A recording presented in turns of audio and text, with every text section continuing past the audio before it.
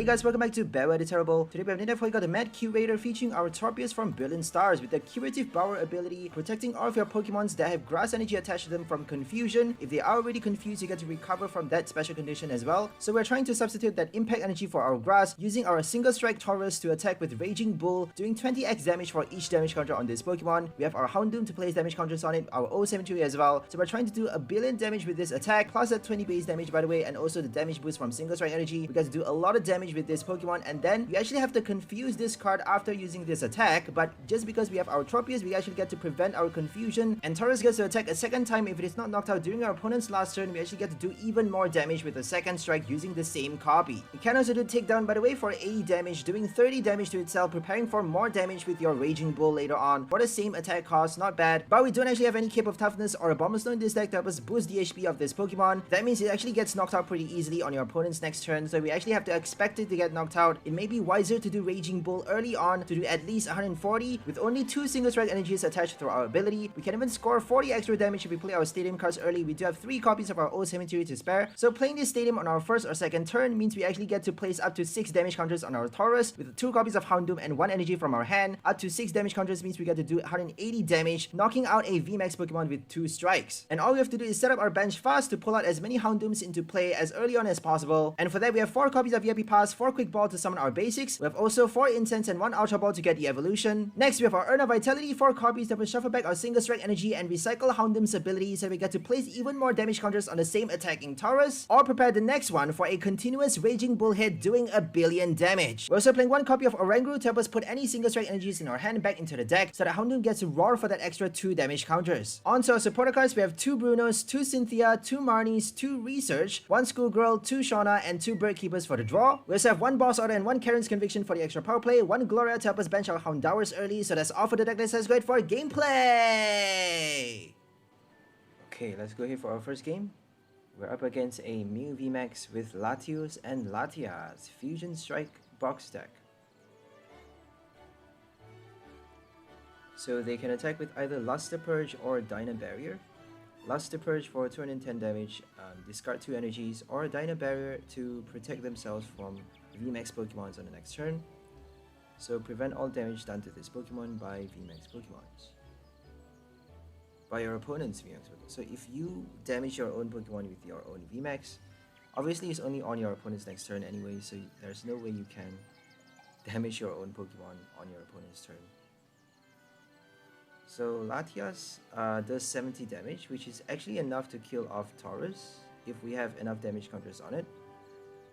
If we have like 6 damage counters, they can kill us off with 70 damage. If we have only 4 damage counters, they actually need, and 4 damage counters is actually enough though for us to kill a Latios, 130 HP. So 4 damage counters plus 2 Single Strike energy helps us do 140 damage. If we have 1 Single Strike energy, it does 120 only. So we actually need like 2 Single Strike. And if we have no Spiral, sorry, I keep calling Impact Energy Spiral. If we have no Impact Energy and a Tropius, we actually have to confuse our own Tauros. But it's okay to leave it confused though. If you do your first strike, you don't have to worry about the confusion just because you can pull out your Tropius later. If you bench it late, if you attach your energy card late, you can still recover from the special condition. So it's important to know that you don't actually need to attach the energy fast. You don't have to bench your Tropius fast. Those things can actually come later. So the most important thing, first and foremost, the priority of this deck is to get your Houndoom out fast, so you get to roar as many times as you can for as much damage and as much damage counters on your Tauros, so that Raging Bull gets to do a billion damage, and then maybe do takedown for your first hit, just because if your opponent can't knock you, if you're certain your opponent can't do a knockout on their next turn, it's better to collect even more damage counters on your Tauros, so they get to do a 𝘿𝐿𝐴 against a VMAX by doing a boss or even escape rope. Because if you have like 10 damage counters plus those Single Strike energy boosts, you may be able to kill a VSTAR with 1 hit. So think about doing takedown early on if you can, if you can afford to pass a turn, having so much damage counters on your Tauros. If they still can't attack it, if they can't pull out their energies, if they don't get their energies out fast.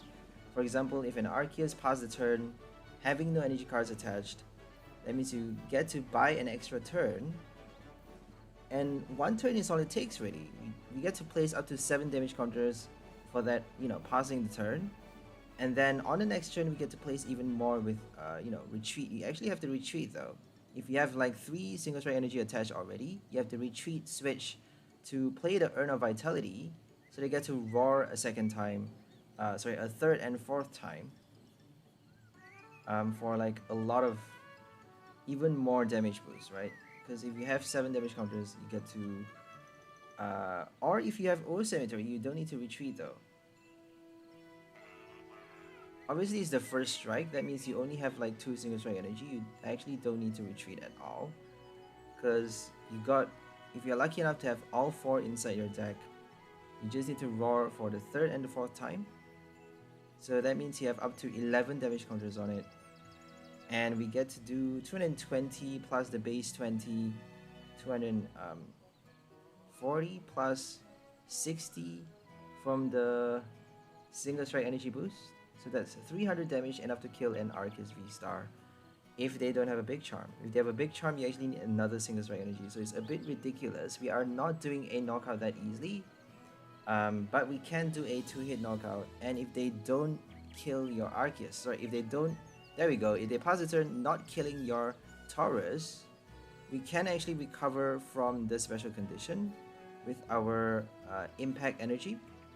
So the reason we play our escape rope is not to reverse, is not to remove the special condition, but we are actually removing it. But it's okay because we actually get to pass the turn, you know, preventing the confusion. That means they have to knock out, they have no choice but to kill Tauros, because otherwise we're going to be able to strike a second time, doing 280 damage, which is what we get to do right now. 280 is enough to kill the Genesect. That's why they put up the Mew VMAX. So Mew VMAX get to do Techno Blast or Dino Barrier with their Cross Fusion Strike. And all we need to do is Houndoom for the knockout. Houndoom can actually kill the Mew. We are hitting for the weakness, but we don't need that much damage because we already did 280 damage this turn. We can't roar any more times because we don't have a cape for this deck, sadly. We are opting for speed though. That means we have more cards to summon our evolution, our basics, so that we get to set up our Houndooms fast, because all we need is to bench as many Houndooms as possible and get our Single Strike energies with the roar ability, and that's it. All we need to do is attach fast, place damage counters, and hit early so that we get to do a 2-hit knockout fast, because our first strike is going to do at least 140 damage, and then our next strike is going to do even more with our O Cemetery out. If we have 3 Houndooms in play early or later in the game, if we get 2 Houndooms for the first turn, that's fine. For the second turn, my bad. Turn 2, if we get 2 Houndooms, that's good enough. Turn 3, our third turn, it's not turn 3 actually. On our third turn, if we get 3 Houndooms or 2 Houndoom plus an O Cemetery, we can play 6 damage counters, and that's like 160 damage, sorry, 180 damage with our Raging Bull. Enough to collect the knockout against any VMAX, VSTAR, anything. If they play Sharon or Cheryl though, if they heal their Pokemons like a Blissey, I mean, we don't really stand a high chance of winning, but you'll see later that we actually fought against a Blissey and won. So it's not really a clear-cut strategy. If they heal their Pokemon, we can still win the game, but it's less likely. We actually have much lower chances of winning. Unless if we can pull off a Karen's Conviction at the last minute. Karen's Conviction helps us to do a 1-hit knockout much easier. So if you are up against high HP Pokemons that heal non-stop, it's better to just collect those damage counters and incubate on the bench spot. Sometimes that's the smarter play. Sometimes it's more risky that way though, just because your opponent can do a boss, knock out your Tauros before you even get to strike. So hitting them instead of hiding on the bench helps you collect those extra few damage counters. Even if they heal, you're gonna have at least a few more damage counters on their active, and then your next Tauros is gonna need less damage counters on it to hit higher damage with Raging Bull for the knockout. But it's still a high demand though, just because we only have 4 copies. You can only fit in the 4, obviously the max copy. of Urn of Vitalities, and once we run out of them, we're done. We can only place up to 8 or even 6 damage counters in a single turn. I don't think we can place more than 8. So if you do a Spike Mirth, we actually tried with Spike Mirth, it didn't work as well. Old Cemetery is more powerful just because it guarantees you that 2 damage counters, and you don't need to bring out your switch cards. You need to wait for them, and if you get it late though, you still get to place damage counters on it. If you if your opponent doesn't play any standing cards, you get to keep on placing damage counters by attaching from your hand.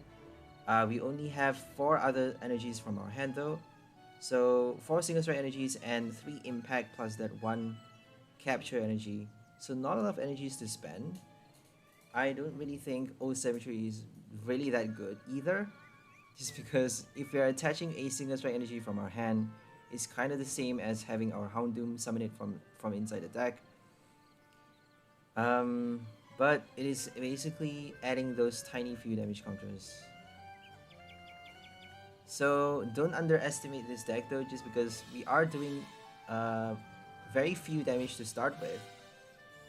Only 140 is not a lot, but if they don't kill you, if they kill anything on the bench, or if they pass a turn not doing a boss and snipe your bench for a knockout, you can actually recover from the confusion by doing a surprise recovery, special conditions recovery, by attaching your special energy later, your impact energy for the grass, and benching your Tropius at the last minute, and then do a surprise Raging Bull for a knockout. So doing a double strike with a single Tauros is like the best feeling ever. It gives you, the advantage. Not really that much advantage, but I mean, it's pretty fun to play, because you have to confuse your Pokemon. It's not really that strong though, compared to Morpeko. Morpeko does more damage, but Morpeko dies much easier. So if they play Quick Shoot Inteleon, they can kill Morpeko much easily. And they can collect multiple knockouts in a single turn, which is not good. So it's better to just have enough HP on your Morpeko if you're playing that deck, like a Abomasnow with a Cape. I don't think Cape is enough, you need a Abomasnow as well. So Cape with your Tauros is enough, just because it's 130 base HP is a lot. We don't even need a Cape if we are smart enough to pull it off. I would love to make this deck faster, that's why I don't play a Cape. So we're opting for speed, that means we get to we have more cards to summon our bench, evolve our Houndooms fast, and that's all we need.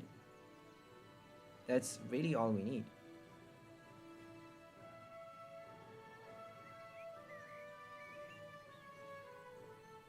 Okay, we get to possibly kill off the Genesect. I don't think so. Okay, we have a boss though. We have a boss in our hand, and one last prize card in our, one last prize card to draw. So that's it. We won the game. Primate Wisdom, we don't need to do that. I mean, I think they conceded here. There we go. They conceded. Didn't even give us a chance to do the knockout because we were a bit too cocky.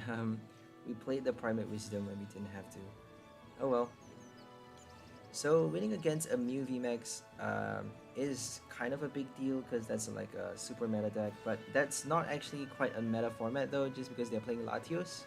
So Latios and Latias is not the regular Mew.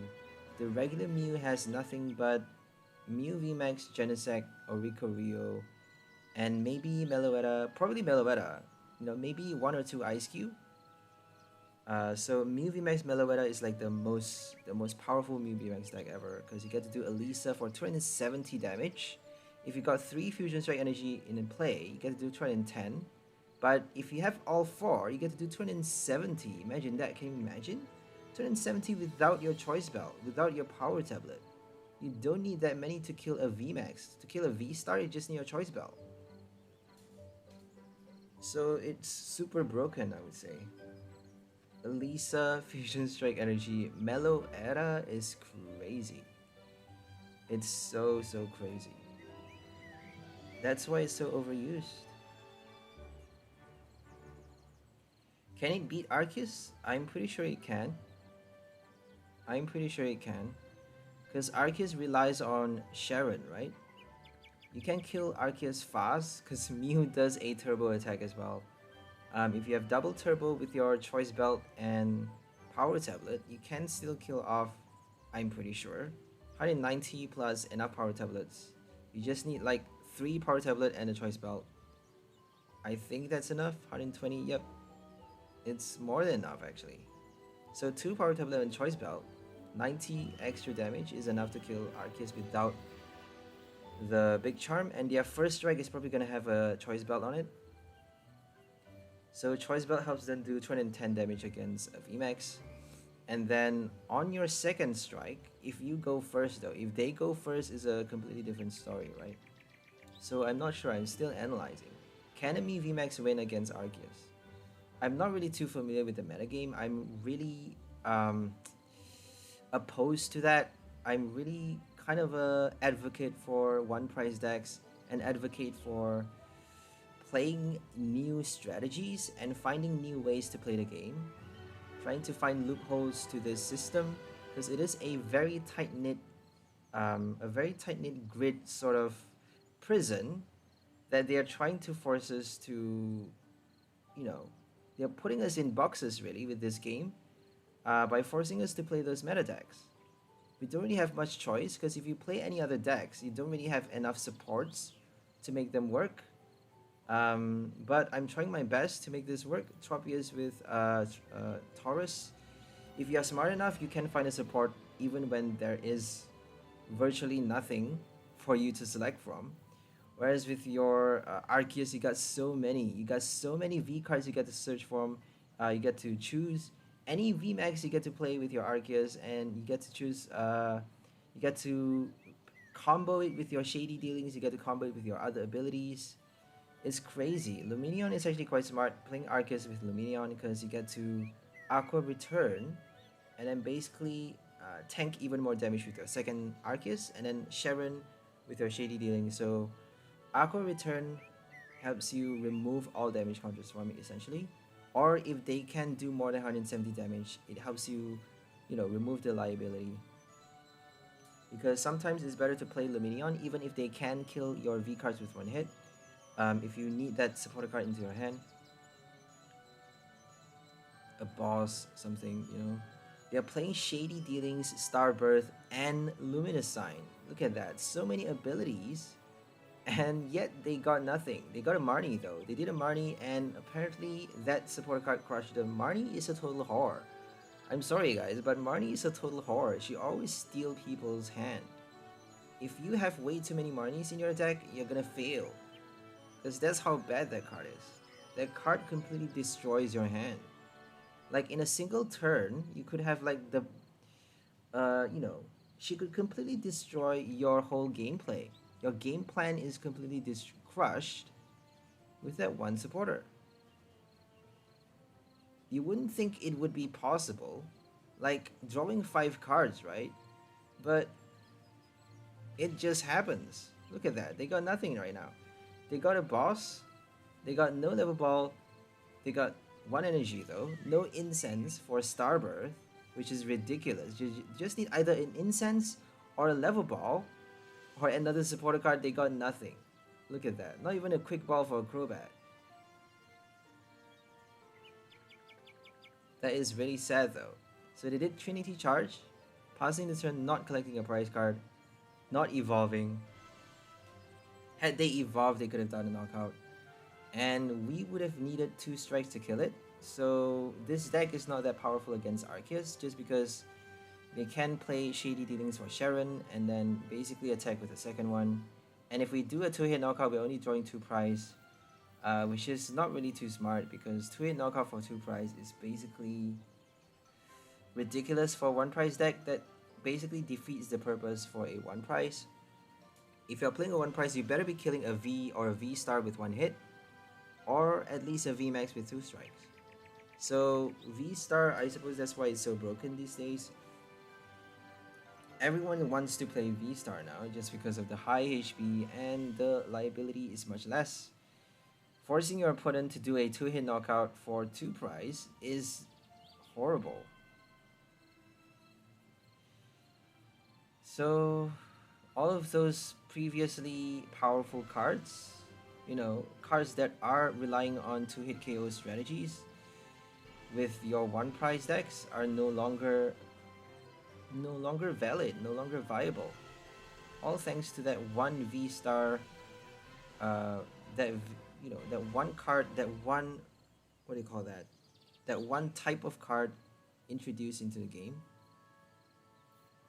That one new archetype.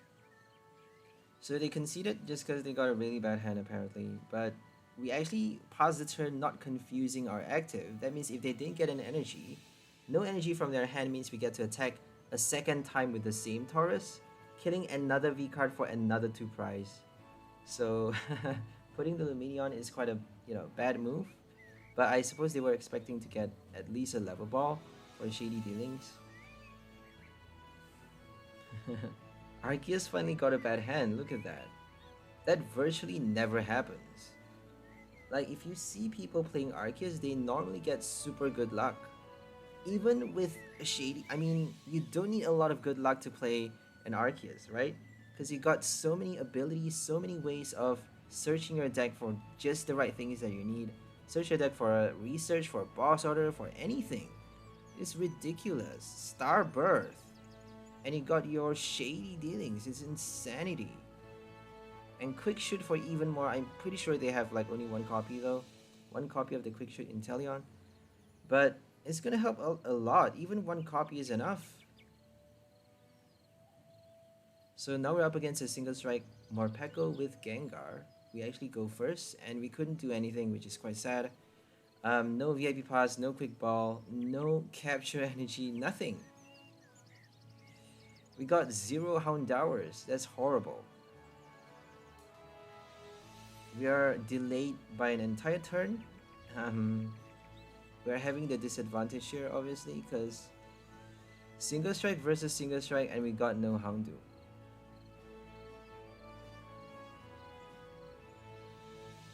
Okay. Raging Bull against Gengar. I think their best bet is to play Dark Slumber. If they hit with Pain Explosion, they're gonna have to take the recoil damage. I don't think they can afford to injure Gengar too many times. If they get too injured, we can actually kill it with one hit, and that's gonna be super bad for them. So their best bet is to basically attach enough energies for it to do a one-hit knockout with Dark Slumber, or just force us to go to sleep. Because we don't actually have enough switch cards. We can't attack on the next turn though, for sure. So no energies. Oh, it's their first turn, my bad. So they can't actually attack as well. They got 2 Houndowers though, which is a lot already. Let's just play a Gloria. I don't think we can afford to do anything else. We're gonna do the Tower of Darkness first, just in case we get, a quick ball. VIP pass is not gonna work anymore. We actually have 4 copies, so if you don't get it on your first turn, VIP is basically dead weight. It's dead weight in your deck. If you draw it out with your Marnie, it's gonna be horrible. If you draw it out with your Bibarel, even worse. Right? Because Bibarel is gonna get stuck in your hand every single turn. You can't find a way to discard it. That's why you need so many Ultra Balls and Quick Ball, Aurora Energy, any way of discarding your hand if you're playing Bibarel with VIP Pass. Or Cram-O-Matic. Because Cram-O-Matic helps you discard as well. Anyways, let's focus on the game. So here comes the Houndoom. Probably gonna evolve both right now. Morpeko can actually attack. Explosive Discontent. Probably gonna do a knockout with that card. So if they have damage counters on the Morpeko, it's actually quite easy to kill it off. I don't think they are playing a Abomasnow because they have Gengar. If they play Cape, we can still kill it with our Houndoom. So sometimes it's better to save your Houndoom just because if you attack with it, they're gonna kill it on the next turn. And then, you don't actually get to use the ability anymore. If they boss your Tauros, then it kind of defeats the purpose because sometimes I don't know what we want to be doing if we attack with the Houndoom. I think the main idea is to save Tauros on the bench, but if we save it on the bench though, I think it kind of defeats the purpose.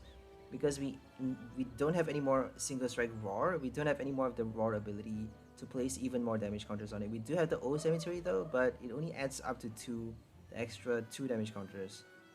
So I think it's smarter to just attack with Tauros and then pull out our Houndoom at the last minute.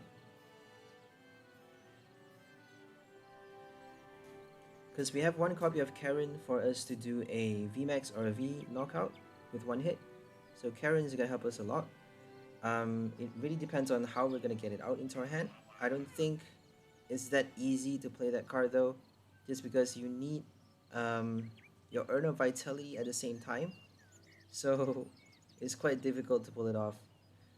And if you have no damage counter on your opponent's active Pokemon, if they are playing a VMAX as well, I don't think Karen is enough.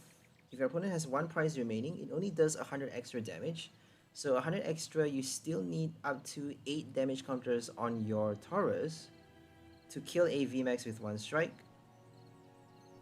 So 𝑘𝐿𝐻 is quite difficult even with your Karen.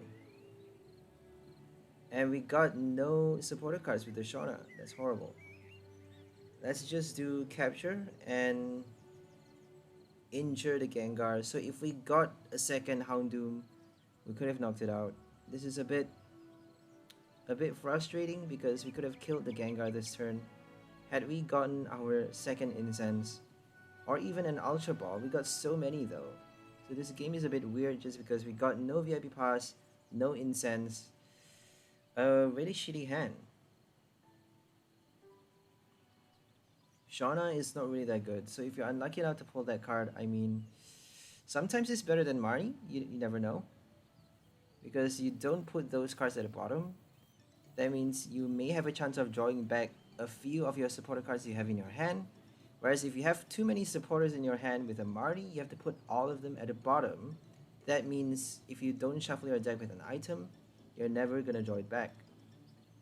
But you're probably gonna play an item card or shuffle. We actually get to shuffle with a lot of cards in this deck. With our Urn of Vitality, Single Strike Roar, item cards, Incense, Quick Ball, blah blah blah. But first thing that comes to mind is Houndoom's ability. You don't actually need to attach the energy as well. If you have no Single Strike energy inside your deck, I don't think it allows you to search.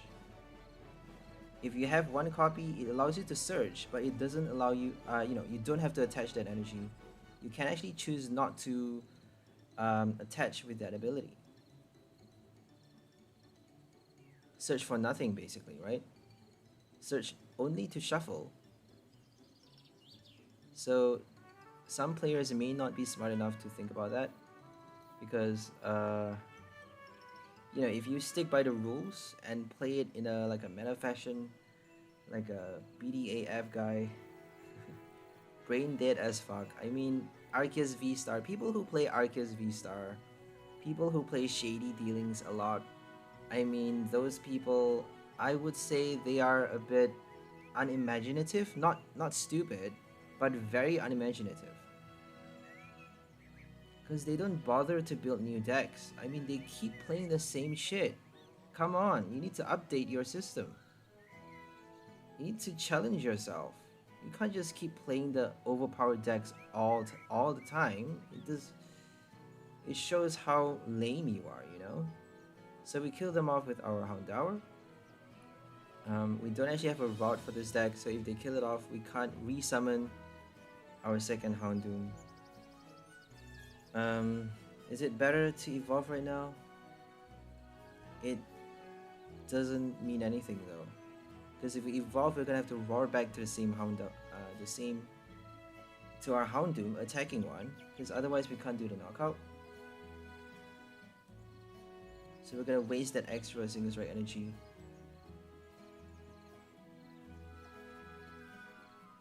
Or maybe at least force them to play Pain Explosion, because Dark Slumber is not actually enough. Dark Slumber for 80 damage. Oh, if they have another Single Strike energy, they can do it, right? Because 130 HP is not quite a lot. So Houndoom, we are placing damage counter on ourselves. 4 damage counter plus 90 damage is enough. So if they have one more single strike, Dark Slumber can kill us off. Okay, Crobat has 1 energy, a hiding, interesting.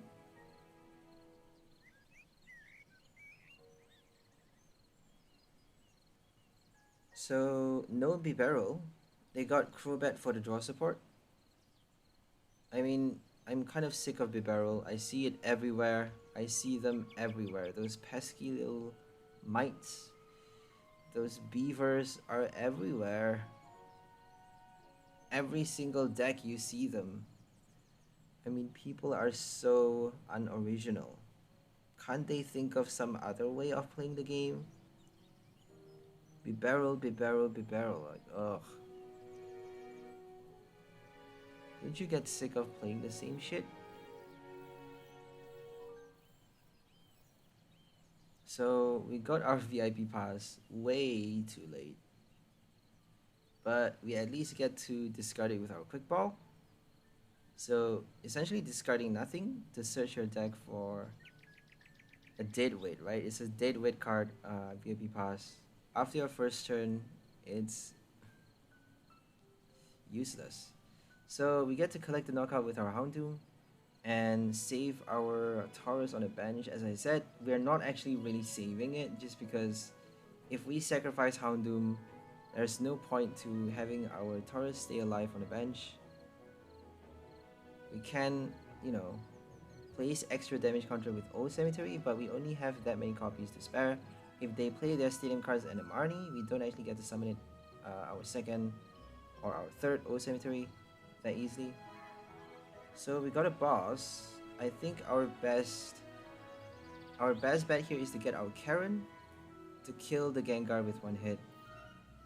If we boss the Crobat, I don't think it's enough. We got 6 damage counters. 120? 180. Oh, we actually can kill the Crobat. So we're doing 180 damage with Urn of Vitality. We got another Houndoom to spare, so whatever they do right now, I'm pretty sure we can kill the Gengar if they roar twice. If they roar 1 time, I'm not too sure though. They're gonna have to roar twice though, right? I mean, we have 90 HP.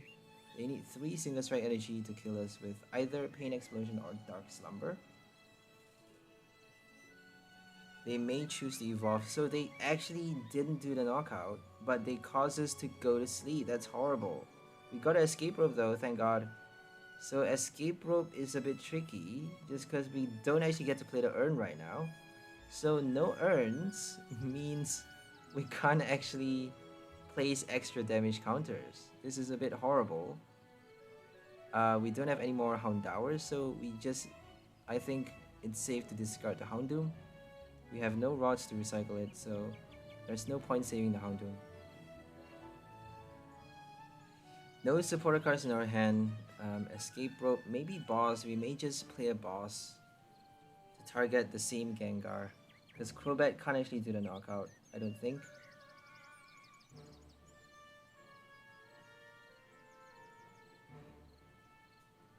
If we retreat, they can't do the knockout. So poison means we are forced to retreat. And if we retreat though, we can't actually attach energy back. If we attach from our hand, we're gonna kill that same Tauros. If we attach with Single Strike Roar, it's gonna be dead. So if we retreat, discarding those energy without an air balloon, that Tauros is as good as done, right? We cannot charge it up anymore. We have to attack with a different copy. We have to prepare the next one. So Primate Wisdom. Let's do Primate first. If we get like a Bird Keeper, I think we should be retreating with the Houndoom. Oh, we should be putting back. Oh, I think alright, right. So always think about you know, what to put at the top of your deck. Don't think about Primate Wisdom as a support, you know, as a draw support, but think of it as a save support, a rescue support, because you can actually rescue your hand from a Marnie, if they do a Marnie, what are you going to draw on your next turn, right? What are you going to draw from the top deck? If they do a Marnie, you can actually save your supporter card from your hand by doing Primate Wisdom to put a Cynthia, a Bruno at the top of your deck. So a Marnie is never going to destroy you if you have that Oranguru. So it's always safer to prepare for your next turn rather than thinking about drawing out the cards that you need. Sometimes it's better to think about the draw though, because if you, you know, at the final countdown, you don't actually have any more turns to spare, so there's nothing to prepare for at the last stage of the game. It's better just to think about what you can draw out from the deck. And then if you do get the right cards, like if you have, for example, a Karen already in your hand, all you need is an Urn of Vitality with your Primate Wisdom. So obviously don't Primate the Karen back into the deck because you need it. Karen, no, Primate Wisdom something else. And if you draw out the Urn, you can do 1 billion damage with your Raging Bull. So Urn of Vitality, Single Strike Roar, Karen's Conviction for a one-hit knockout. So we chose to do Raging Bull on the Gengar. Not doing a knockout, but at least we got 18 damage counters on it. They are benching a Yveltal. They are playing a very interesting poison type deck. A very interesting Single Strike Darkness combo. So Yveltal for the special energy discard. And Morpeko / Gengar for the 𝐿𝐿𝐻𝐿𝐿𝐻𝐿. Very, very interesting though. Double Turbo doesn't actually fit that well, because Gengar and Morpeko can't attack with the Double Turbo. So the combo is not really that, it's not there, but at least it's a Dark type, right? At least it's a Dark type. There's going to be Dark Patch on the next set. So Dark Patch is going to help you place, patch your Darkness box decks up. You know, remove those gaps in your poison / darkness type Pokemon deck. So they discarded all the special energy from our Tauros. We got 0 energies on it now, but we got our Urn of Vitality from the top deck. That's why we saved it, but they didn't actually have a bench Yveltal on the last turn, so there was no way we could have prepared for that. But I think the only valuable card in our hand on the last turn is that Urn. That's why we saved it, because we're playing the boss anyways. So let's bench our Tropius and Single Strike Roar, attach our Impact Energy to recover from the special condition. So they were expecting us not to be able to heal, right? Discarding the energy is actually doing a lot because we're forced to basically get our switch card, do a double switch in addition to our Single Strike Roar and Urn of Vitality. So it's a lot that we need to do, but thanks to Tropius, we don't need to switch, we just need to attach that special energy. So Tropius is giving you an additional, an additional pathway, an alternate pathway to get around the confusion problem. So now we get to save either Karen or our Cynthia. We're choosing Cynthia here just because we don't actually have an Urn in our hand, so we need Urn of Vitality to make a big difference, right? For Karen to work, Karen is not able to work without Urn, and we just need one final energy though, so we don't need the Urn if we can kill it with our final Raging Bull. So Roar for that final energy on the second Tauros, Karen for a Gengar knockout, or even a Crobat knockout. Whatever they put, if they bench another Gengar though, I'm gonna be quite pissed. I think that's the second one on the bench. If they do Morpeko, I'm gonna be quite pissed too, because we're forced to attack with like a Houndoom or something. Do we have another copy of Tauros inside the deck? I think we do. We got 4 solid copies. It may end up in the prize card though. Okay, they're killing us with a Houndoom. Isn't that sad? We're forced to kill a Houndoom on the next turn. And possibly a VMAX on the next turn. If they evolve into the VMAX though, they can't do Panic Fear. I don't think they have a memory capsule for this deck. So if they evolve, they can't do Dark Slumber. They're gonna have to be forced to double roar twice. That means they're placing 4 damage counter on the Gengar, and we just need 90 damage to collect the knockout probably. Right, 130 plus 180. This is not enough though. 320. If they have a big charm, we still need even more. So we just need Karen.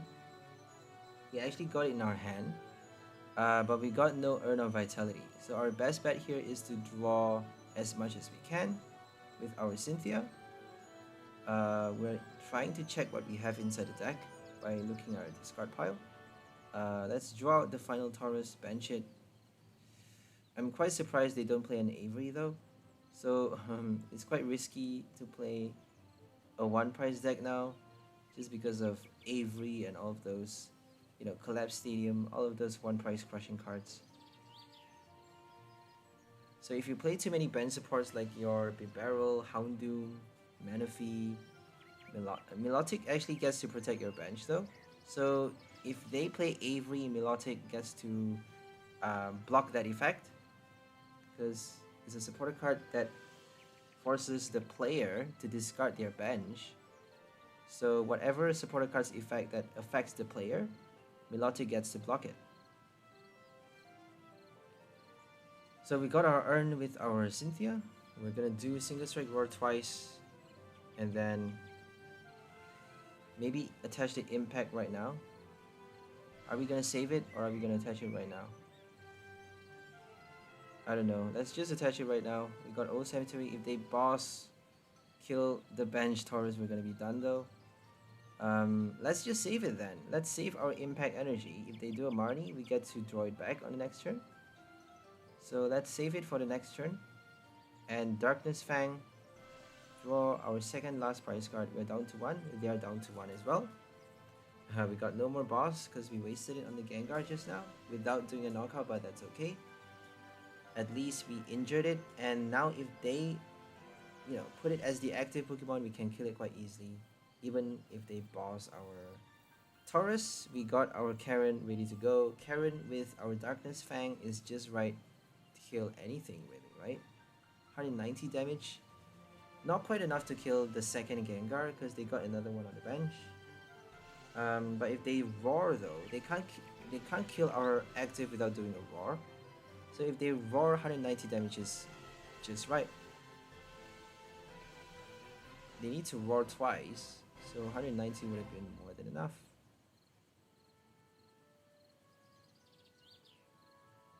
Research, they need the Urn of Vitality. 90 damage is enough. So probably gonna attack with the same Houndoom. Sorry, the second Houndoom.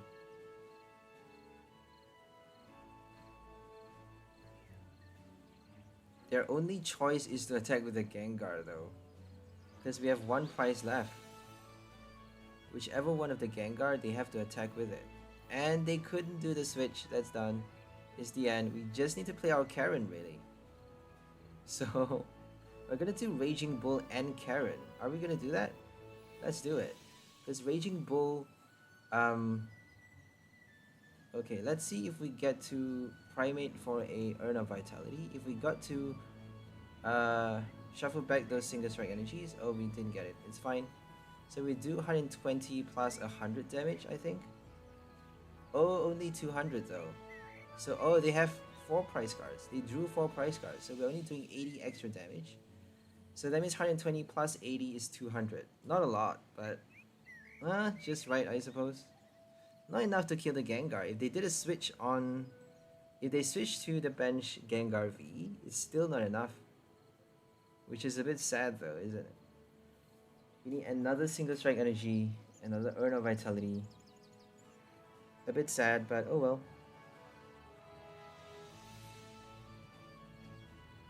We're actually forcing them to attach from the hand. If they attach from the hand, they're gonna take the recoil as well. O Cemetery, I don't think they have any more Tower of Darkness. They may play that Stadium and, you know, attach from the hand. hiding energy and retreat or something. We don't have a boss, we don't have any more escape ropes. So I suppose their best strategy, if they could win, is to deck us out. I don't know. You know, if all else fails, try to deck your opponent out. Because they're probably going to be way too concerned, way too focused on doing the knockout, on collecting all the 6 prizes. And they may actually neglect their deck, forgot to check how many cards left they have inside the deck, and you can actually trap them at the late stage of the game with your Galar Mine or even Boss Order. Just the right cards. If you boss just the right thing, if they don't have any more energies or switch cards left, then they're done, right? So anything can happen. It's anyone's game. And the final countdown, it's never a clear-cut who's gonna win. So now we're up against Blissey, a crazy healing deck, tanky, but they did 40 damage. They have no choice but to attack us, because if they want to rake in those extra damage, if they want to attach from the discard pile, they have to attack. That means we got 8 damage counters now. If we do Houndoom, we actually need a second evolution though. We may be able to kill the Blissey with 1 hit. So 12 damage counters with 2 Single Strike energy. That is like, we actually need another Single Strike energy though. So I don't think it's enough. We didn't get the second Houndoom, sadly. So no Single Strike energy. Oh my goodness, this is bad. So, oh, we have the 20 base damage though. So we're doing 280 without the second Single Strike energy. If we had the Houndoom, we would have killed the Blissey. If we had the second Single Strike energy, we could have done 300 damage. So that's a bit of a waste, because now they're gonna heal everything with the Lucky Eyes Pop, Suspicious Foot Tin, and Hyper Potion, which is crazy. Momo Cheese Potion, Pokemon Center Lady, Cook. We got the Dunsparce. Oh, no Stadium card. They have to take the 20 damage, 2 damage to counter recoil. And they did a double turbo. I don't think they need any more energies from the hand. They're wasting the HP, because now we actually just need 60 damage to kill it off. Okay, we're gonna Bird Keeper and then Air Balloon for the retreat, because we actually need either an evolution or another energy. So we got nothing, which is quite surprising. We got Ultra Ball at long last, a second evolution. We have 4 incense though, 4 Houndooms, 4 incense, and 1 Ultra Ball. We should be getting it. I mean, I don't know why it's so difficult to evolve 2 copies on the second turn. Okay, we got our second Houndoom for a Blissey knockout. At least we got that. We're lucky enough for them to, you know, not draw out the Hyper Potion or Center Lady. They didn't actually play a supporter card on the last turn as well. So it's actually quite safe. We're safe for this game apparently. We drew 2 prize. Let's hope we get a Cynthia or something. Now they have nothing on the bench but a Dunsparce.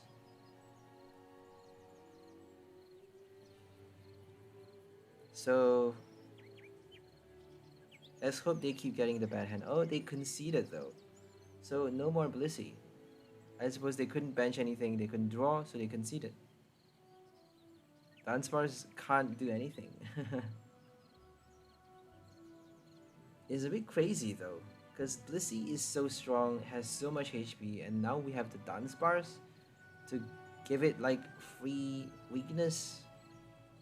It has no weakness now, which is insane. 300 HP is a lot.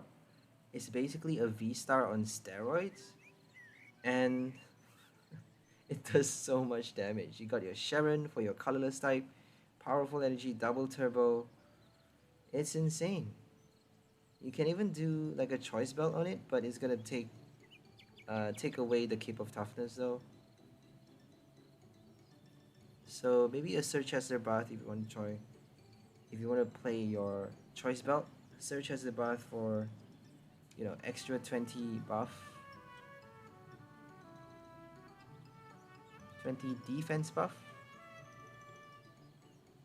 So let's fight against Victini now.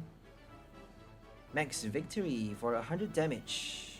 So I don't think we should be waiting to get hit, because there's actually two strategy we can play against him.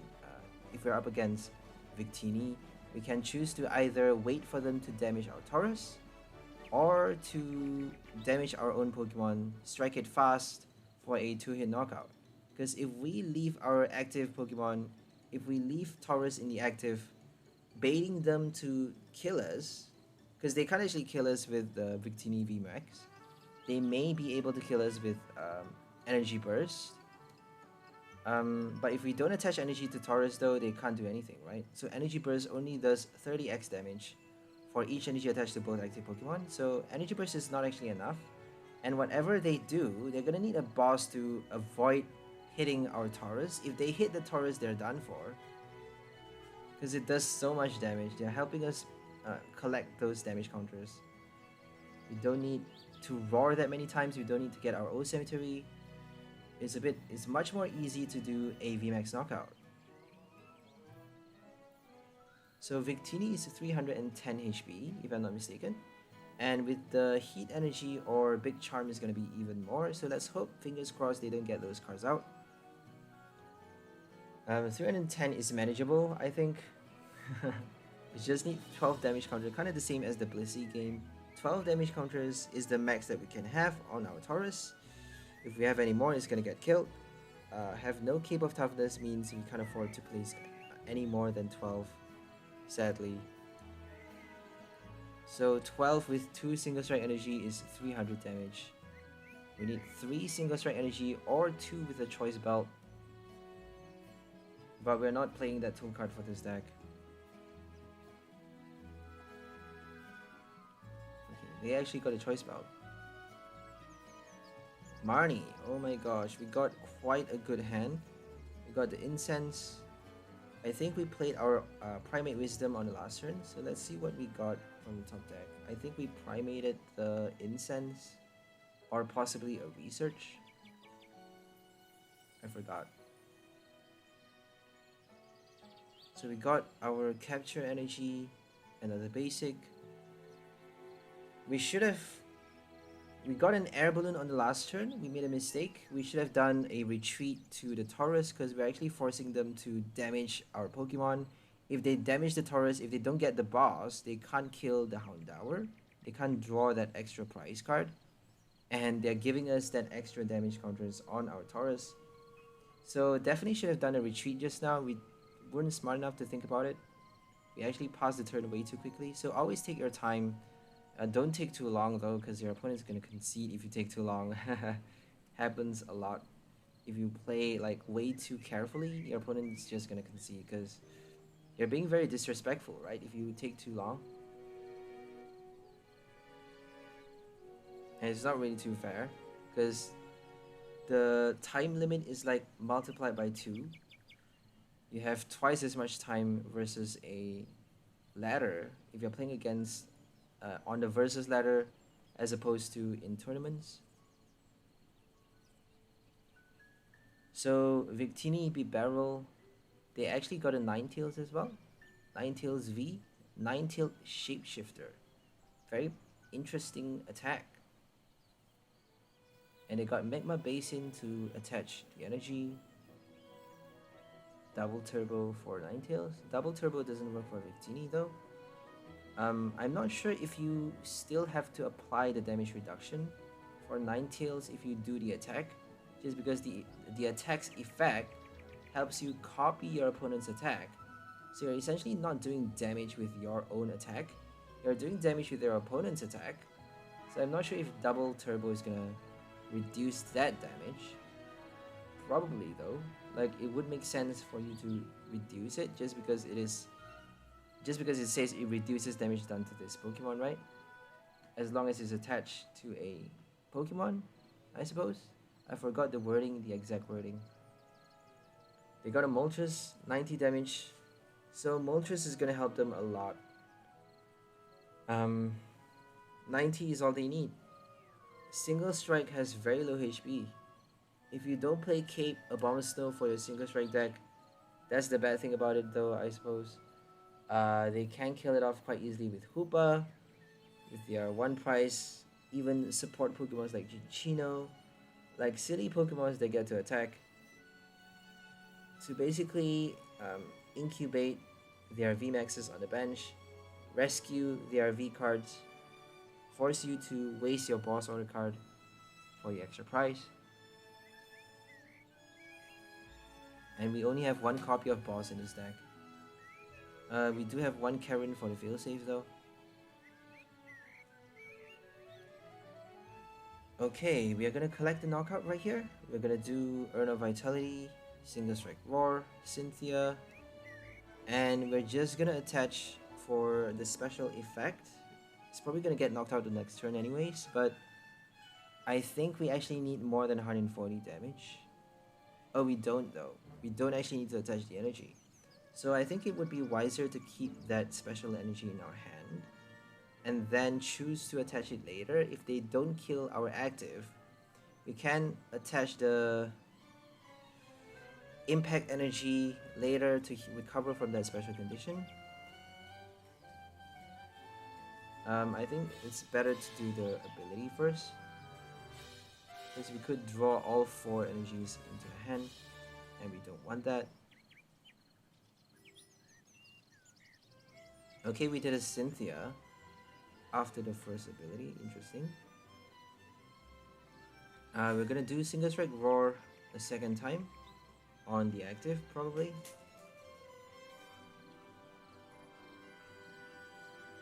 And let's just keep that. Let's just rescue our impact energy with Primate Wisdom so that we get to attach on the next turn. Oh, I think it's safer, yeah, it's actually safer to do a supporter card though. And, you know, if they boss us, if they Marnie, we actually got our supporter card. So I chose to attach the energy, I think, to the second one, which is quite interesting because it shows that I'm actually prepared for a knockout on the active. If they don't kill the active though, they're gonna have to take more damage from it, right? Because it already has 4 damage counters. We just need to attach from our hand, double Single Strike Roar for up to 10 damage counters on it. It can do 200 plus damage and kill off a Ninetales. Kill off a Ninetales with 1 strike.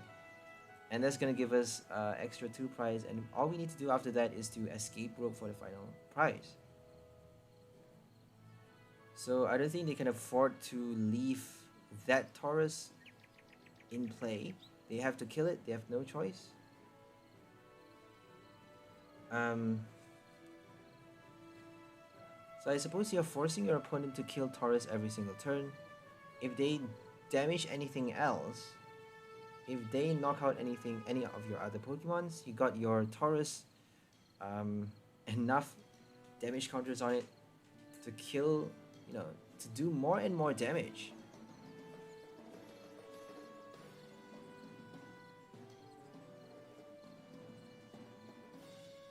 Okay, they got a Kindler for Ninetales to attach to get the energy with Magma Basin.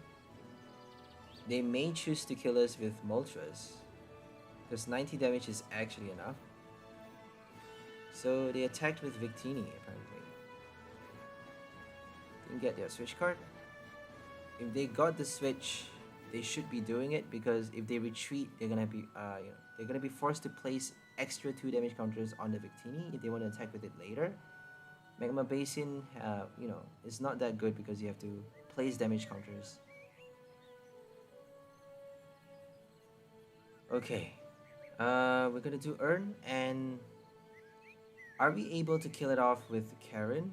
Karen only does 60 extra damage, so we have to calculate how much are we doing if we do our O Cemetery at the same time. So we didn't get the energy though. If we have an energy card in our hand, we could possibly do the Karen for the knockout. So 60 plus base 20 plus 2 Single Strike energy, 40 120 plus 120 from the damage counters. That's 240 plus 40. We need 3 more damage counters, 30 more damage to kill them. VMAX. We got the O Symmetry though, but we didn't get the energy. So O Symmetry would have helped us collect the knockout had we gotten an energy in our hand. Because that would have been... Oh, we can't though. Oh yes, we can. Because if we have 8 damage counters on Tauros, we can kill the Victini much easier. We still need to play Karen though.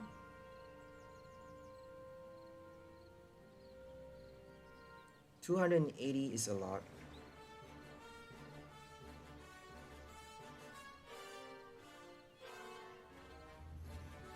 If we have 3 Single Strike Energy with 8 damage counters on Tauros, I think we're doing only 260 damage. 16 plus 80, 240. Oh my goodness, we're only doing 240.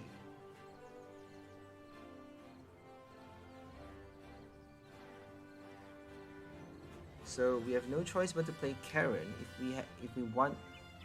Oh, we can't do the knockout. So let's just play a Bruno and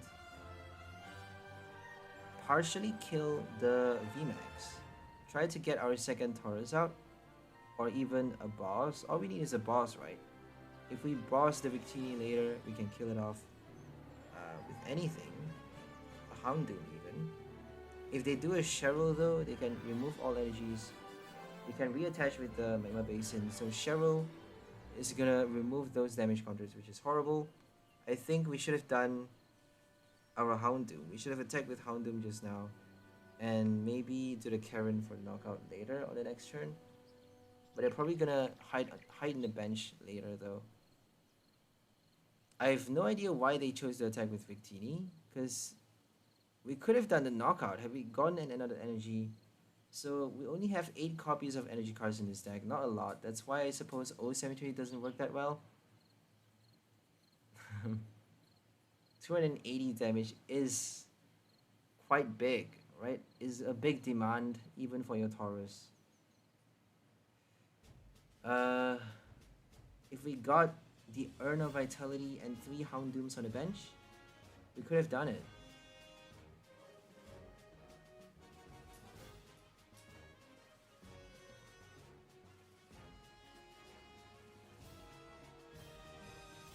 So they finally retreated with the Victini and killed us with the Moltres. They finally figured it out.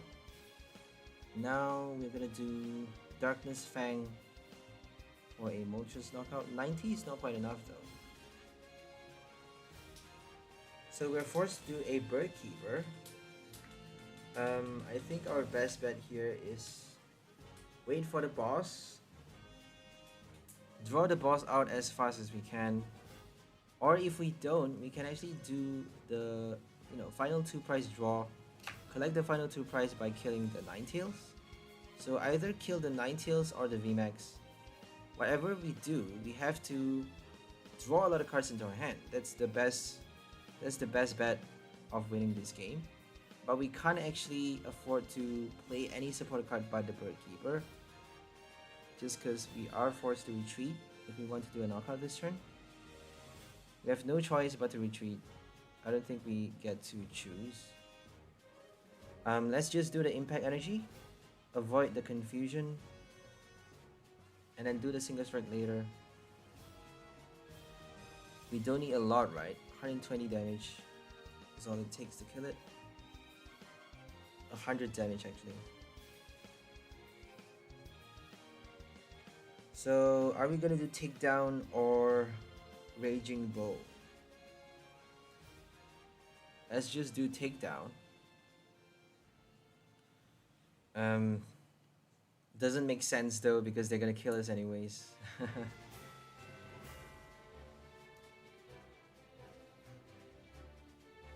If we do Raging Bull, they may be baited to do a boss.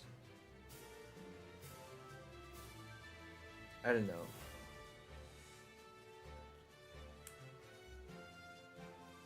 I think our best bet is to do takedown, force them to kill our Tauros, and either do a boss on the next turn, or aim to kill off the Ninetales with our Karen.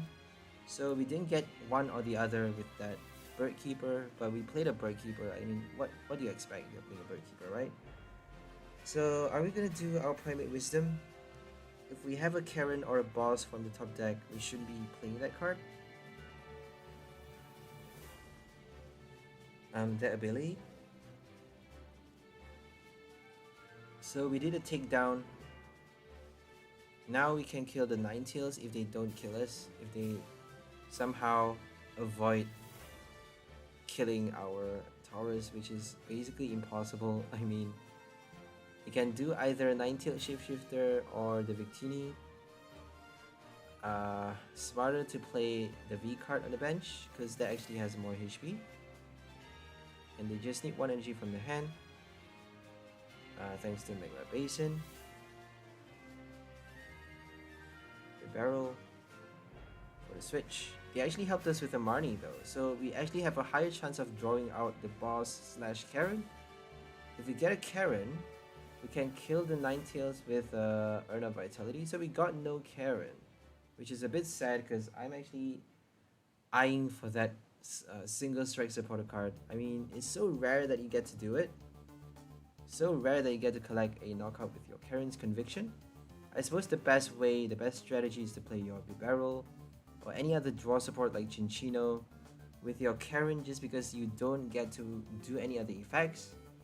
It's kind of like your Sharon Shady Dealings or Shady Dealings Cheryl. You can't draw, you can't do anything else. So I played Morpeko with Marnie's Pride, the new Brilliant Stars Morpeko V, with Marnie's Pride and Bibarel, just because Marnie's Pride doesn't help you draw. You can't do anything but attach that 1 energy from discard pile. So if you are playing a supporter card like Boss or anything on your turn, that doesn't, well, Boss is kind of different though because it's essential for any deck, right? It's a deck essential. If you play like a power supporter card a lot inside your deck that you can't draw with, for example like a Team Yell Grunt, Oleana, anything that you can't draw cards with, Flannery, you have to focus on abilities to draw cards. Bibarel or even a Houndoom may be enough if you don't need to draw anything else. If you just need like a quick ball for a bench, a basic. We have a Grottle now, by the way, Grottle to search for a grass Pokemon. I don't think there's a lot of single strike grass Pokemon though. So single strike basic grass, I think the only one is like Breloom and Pinsir.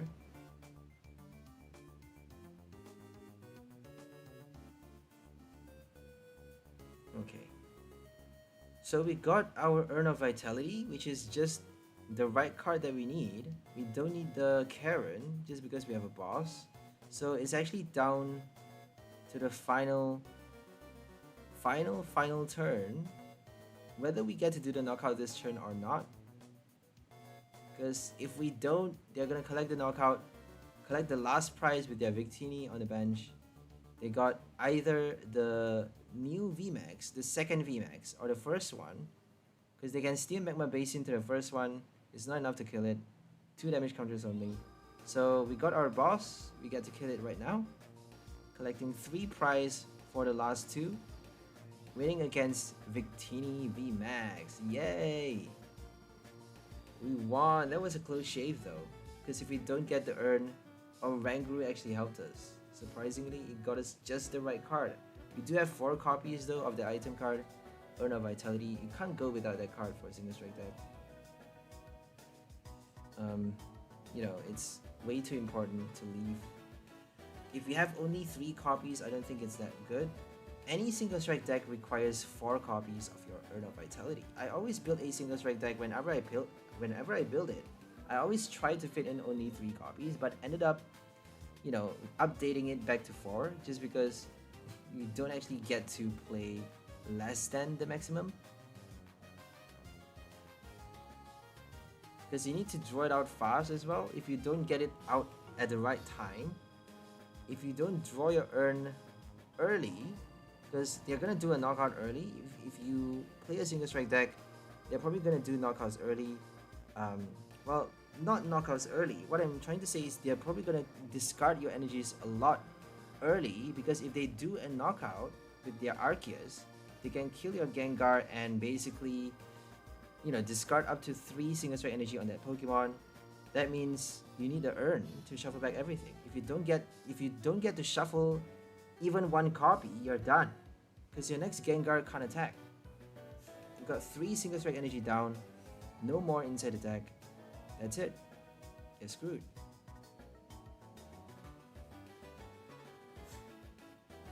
So now we're up against Kyogre, Cryogonal, classic bench snipe deck. I'm proud to say that I actually founded this deck. Nobody else thought of Kyogre with Cryogonal. I built it first, from scratch.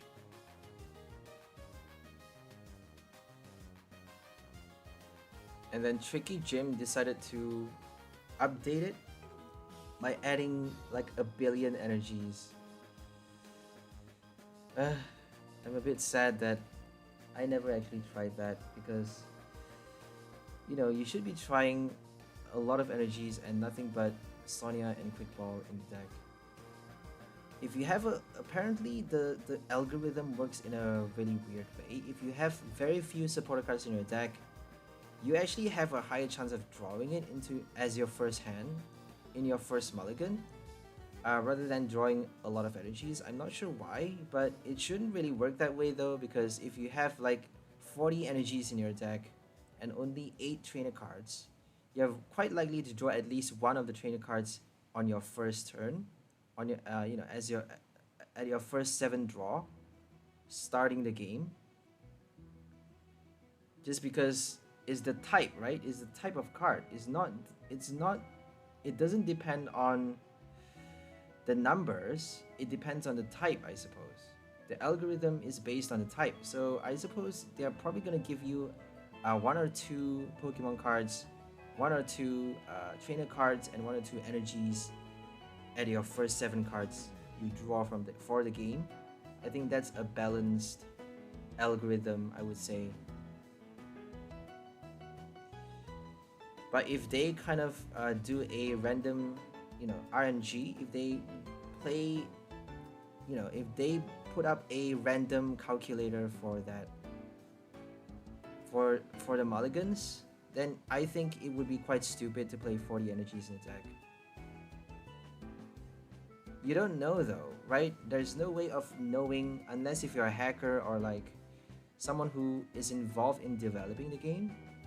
I'm pretty sure he's involved in some way, because he kind of know how to cheat the game, cheat the system, not cheat the game, but kind of sneak through the algorithm and play just the right cards.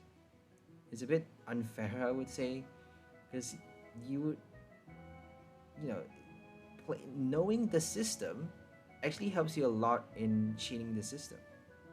So if you know how the software works, you can basically flip it over. You can own the game, right?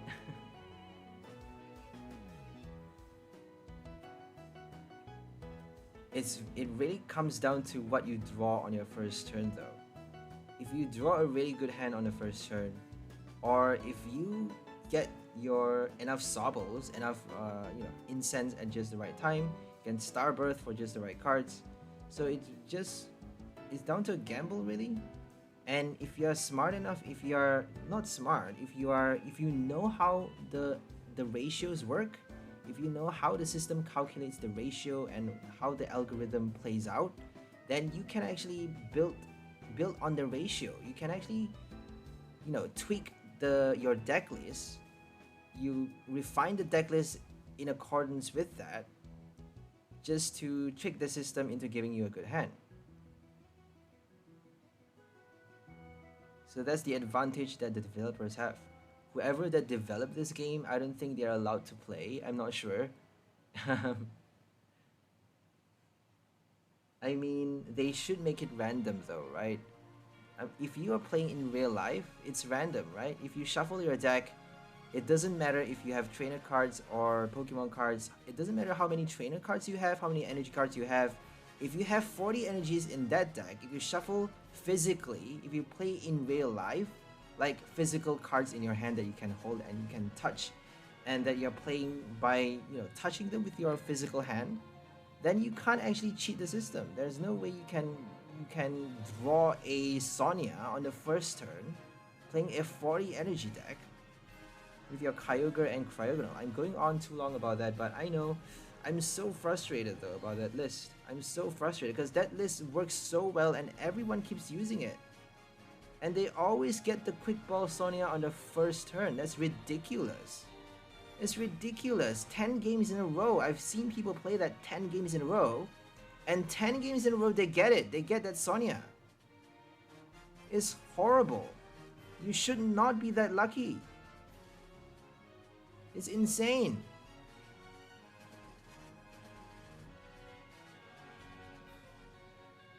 So now we're up against Durant. Crazy mill deck. Popsicle Knight made a Durant Tropius deck, which is actually pissing me off a little bit because I thought about this Tropius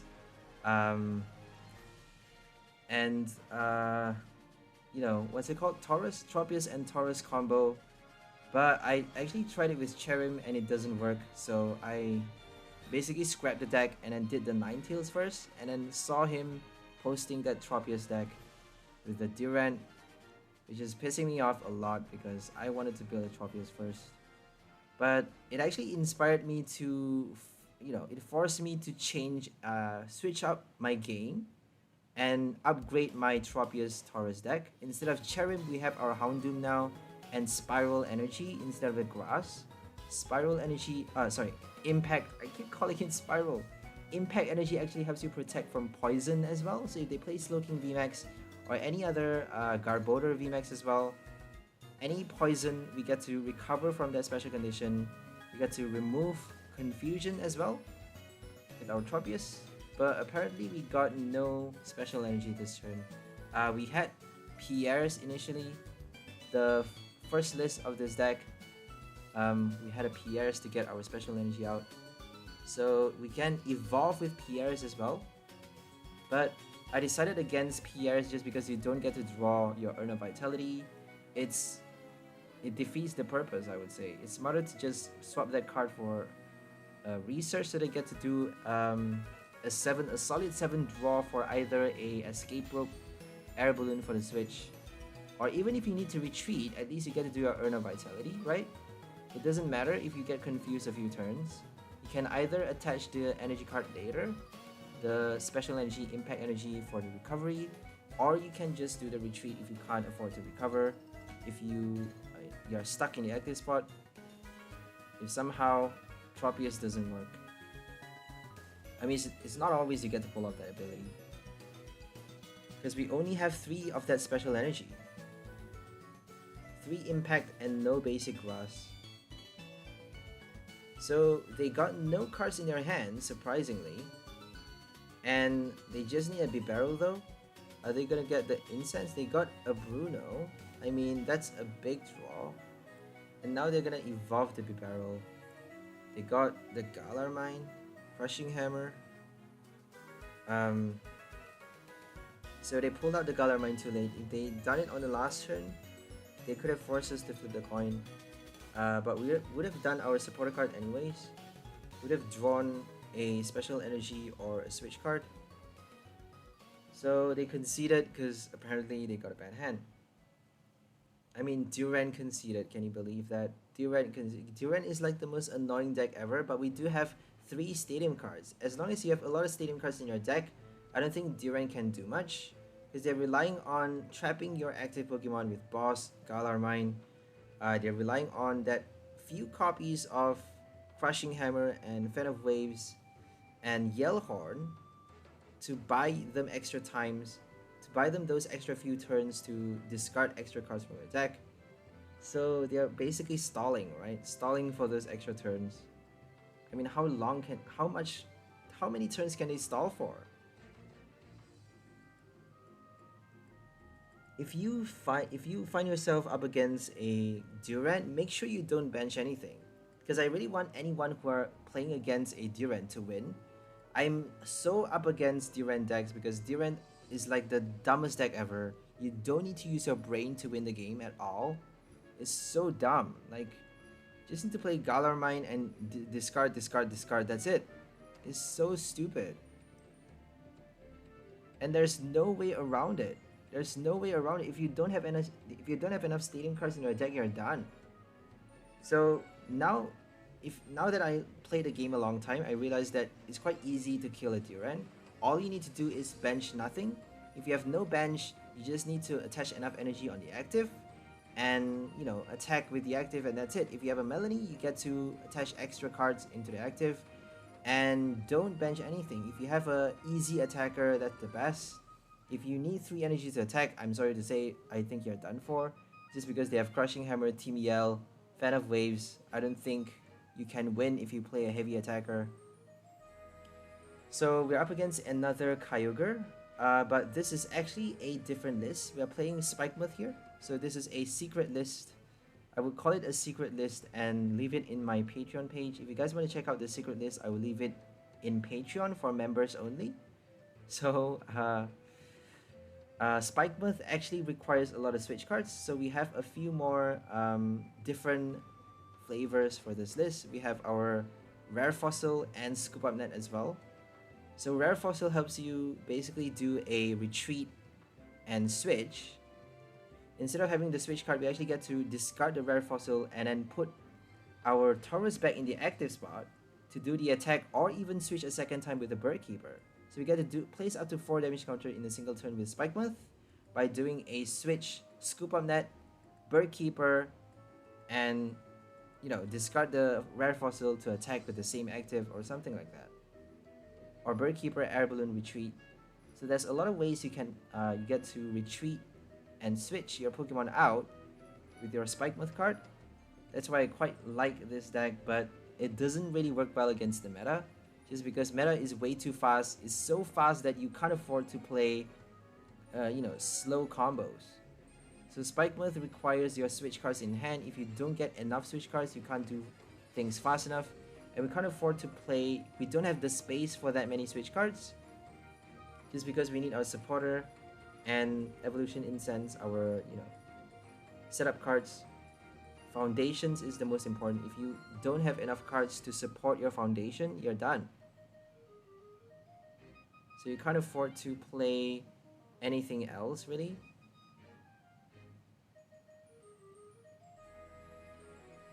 If you don't have the space for it. So let's do our Single Strike Roar, kill off the Kyogre. We actually attached 2 impact energy on the same Tauros, which is quite silly. I don't think they can kill it that easily though. I don't know why I did that. We shouldn't be attaching the second impact, right? I think I was preparing for a Fan of Waves, but a Cryogonal Kyogre deck doesn't have any Crushing Hammers. So we are wasting that impact energy for some reason. We got a bad hand just because we have a lot more switch cards in this deck. That means much less supporter. So that's why we have no support draw. They actually got the Quick Ball Sonia, so this is very bad now. They got 2 attackers on the bench. 2 Kyogres probably. And 𝘿𝐿𝐴 can actually attack after the Aqua Storms. So Aqua Storm is going to help them collect 4 prize, and then 𝘿𝐿𝐴 for the last 2 prize. Because we can't actually kill the 𝘿𝐿𝐴 with 1 hit that easily, unless if we do a boss at just the right time. If they do Escape Rope, they can actually kill the Tauros on the bench. They may actually choose to do Surf for 120 damage. I think it's 140, I'm not too sure. 140 damage, killing off our active Pokemon, so that we actually are denied and power attacker. So are we gonna do Ultra Ball? Nope. We're just gonna take down, or let's do Raging Bull. Let's just Raging Bull all the way. We should be doing takedown though. If we do takedown, we can prepare for the 𝘿𝐿𝐻𝓪𝓽𝓸𝓻 to die. Prepare to kill the 𝘿𝐿𝐻𝓪𝓽𝓸𝓻, because that is better than, you know, better than doing the Raging Bull, because we only have 4 damage counters on it, and they're gonna kill our Houndoom right now. So Houndoom is dead this turn. They got 3 energy discarded. They may choose to kill the Tropius, which is gonna be horrible because Raging Bull is not gonna save us. They should have killed either both the Houndooms or like one Houndoom and one Tropius, but they actually wasted 1 strike for a 𝘿𝐿𝐻𝓪𝓽𝓸𝓻. We don't really need the 𝘿𝐿𝐻𝓪𝓽𝓸𝓻. We got our Urn of Vitality, got our Bird Keeper. We're gonna do Ultra Ball for another Tauros, or possibly another Houndour. We shouldn't be benching that many cards, but we want to be baiting them to avoid our Tropius being knocked out, because once Tropius is done, we can't actually avoid the confusion. So if we have nothing but Tropius in play, I think we're still good to do Raging Bull every turn until they get either, you know, they may actually choose to do Surf. So I think it's better to just attack with it's better to just bench a Tauros right now. I'm not sure why I discarded both the Single Strike. We should have discarded 1 VIP and 1 Single Strike if we want to earn a Vitality. So we earned 2 copies, which is unnecessary, because if we have 1 in our hand, we can attach it to do our attack on the next turn.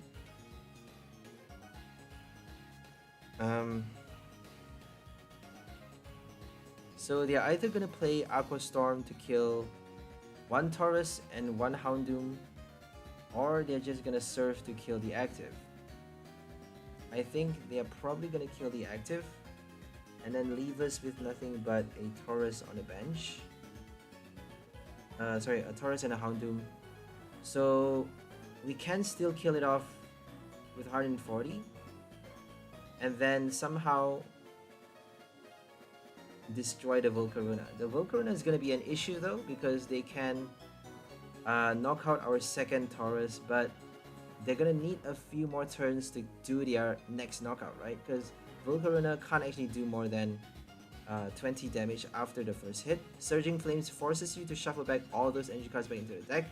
That means it only does a high damage output the first time. And then for your second hit, you're going to need 2 more turns to do the second attack for 160 damage. 160 is enough to kill anything. And if we pass 1 turn not doing anything, they can collect the final knockout. So they did Aqua Storm, attaching an energy to the active, wasting that energy from the hand when they could have done to the Cryogonal or the Kyogre. But that means we get to do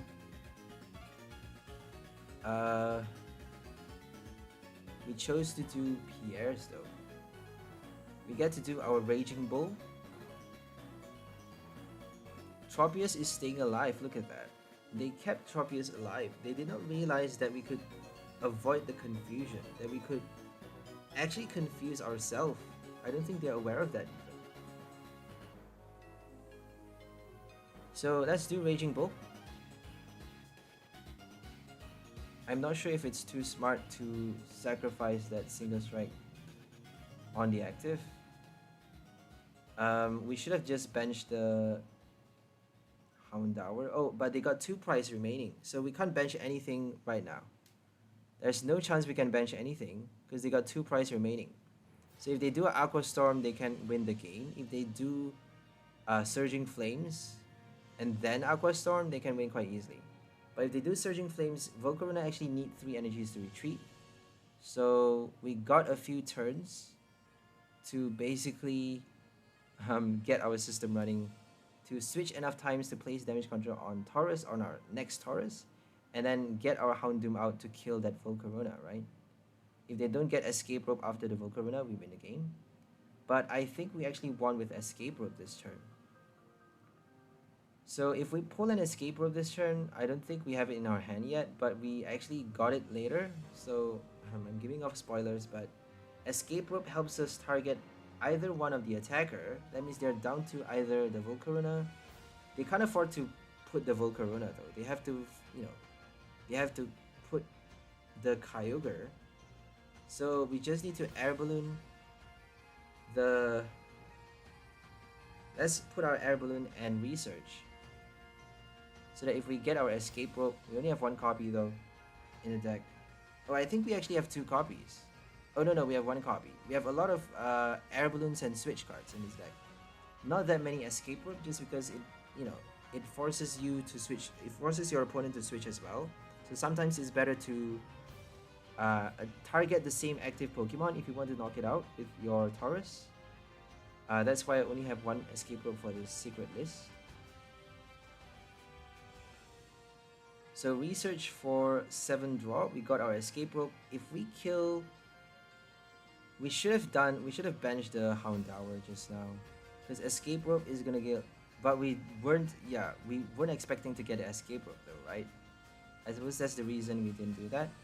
We weren't expecting. But if we bench anything, we might as well do it. If we are gonna bench the Tauros, we should have just benched the Houndour, because that's giving them 2 price already. Might as well just bench another one, right? And that means if they kill us with the 𝘿𝐿𝐻𝓪𝓽𝓸𝓻, if they put the Kyogre this turn, we got 1 price draw, and then 𝘿𝐿𝐻𝓪𝓽𝓸𝓻 is gonna kill us, and then we just need to bench. We just need to evolve our Houndoom, attach the energy, and then we got our second Tauros ready to go. But they actually gave us the free knockout here. They gave us the final 2 prize. I don't think they realized that we have 2 prize remaining. I'm pretty sure they forgot to count the prizes. By killing it off with 280 damage, our Raging Bull.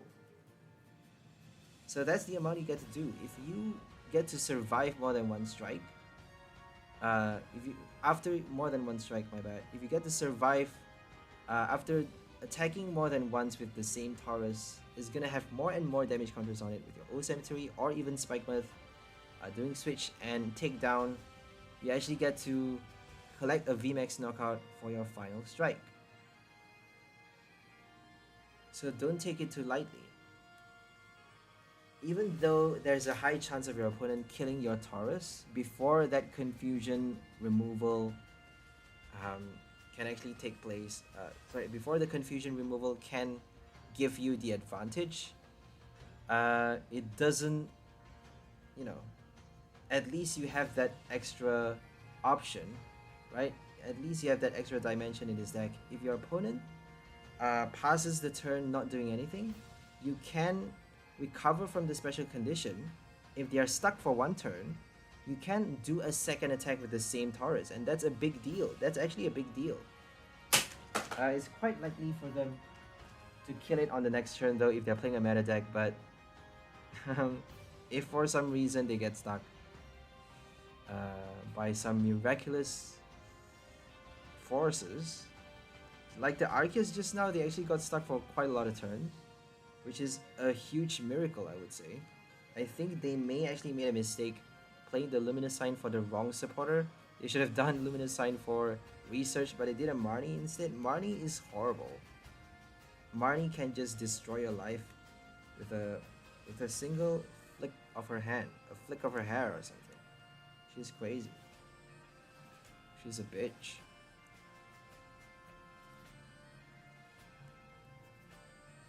So now we're up against Infernape. Stage 2 versus a basic. We got Houndoom for the stage 1 though. We need the support. They actually need Bibarel or Chinchino for the support, I think. I don't think they need to draw that many cards. They just need like Cynthia to draw out the rare candy.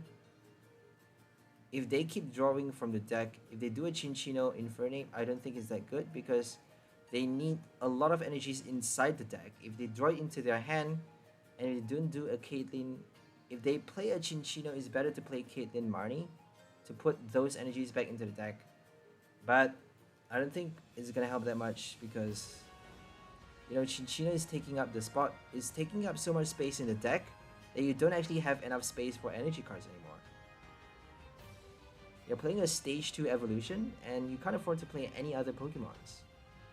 So that's why I play my Infernape with Dream Ball. I have no Rare Candy, no Chimchars, no Monferno in my deck. I only have Infernape and Dream Ball, plus my Entei and Chinchino to draw cards. So Entei helps you do a first knockout, and once you do your knockout, after setting up your Peonia, after setting up your Dream Ball in your prize with the Peonia, early on with the first few turns, you can actually do a knockout with your Entei fast, because Entei can do quite a lot of damage early. It only needs 2 energies. We got Magma Basin to help it as well. So Entei, Chinchino to draw out your energy and draw everything out into your hand. Discard your item cards, discard your supporter cards, play them until you have nothing but energies in your hand and inside your deck. And then you can 𝘿𝐿𝐻𝓚 at the last minute after doing your Dream Ball, after collecting the prize card. Collecting the Dream Ball from your prize helps you summon your Infernape, and that in turns help you discard, play your 𝘿𝐿𝐻𝓚 at just the right time to discard nothing but energies from the deck to do up to 400 damage with that crazy attack, Infernal Vortex.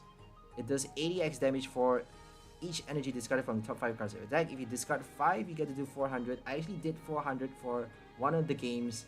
I think 1 or 2 of the games that I played with that deck. Pretty sure at least twice we get to do it. And we recorded once, we get to do 400 damage against the Brilliant VMAX. That was so satisfying though, because at least 320. You get to do at least 320 for your Infernal Vortex if you play that combo just because it's that good. Cynthia and, sorry, not Cynthia, 𝘿𝐿𝐻𝓚 and Marnie helps you put your energy cards back into the deck, and you're drawing out, if you're playing a 𝘿𝐿𝐻𝓚, you're drawing out all the other cards that are not energies, guaranteeing you for this a full 5 or at least 4 energy discard with your Infernal Vortex, doing a minimum 320 damage with that attack. So Infernape, Dream Ball, very interesting deck, I would say. I don't think many people would think of that. Dream Ball for stage 2. I've met someone who used Blissey 𝘿𝐿𝐻𝑉 VMAX with 𝘿𝐾𝐿𝓽𝓸𝓻, and they use a Dream Ball to summon the 𝘿𝐾𝓽𝓽𝓸𝓻 for the special transfer, which is quite interesting. So that deck actually inspired my Infernape deck, which is really cool. Primate Wisdom, let's save our Bruno for later. We're gonna do our bite, buy ourselves some time. I don't think they can do much either, so let's just bait them to kill us with the Infernape, because once we kill enough Infernapes, they are done.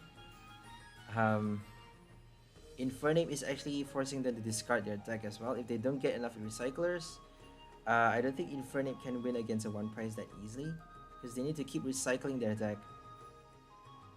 Energy Retrieval, very odd. I don't know why they have the Retrieval in their deck.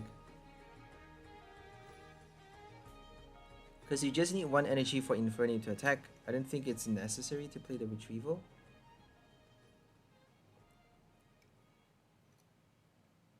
Rod and Recycler makes more sense. Volcarona.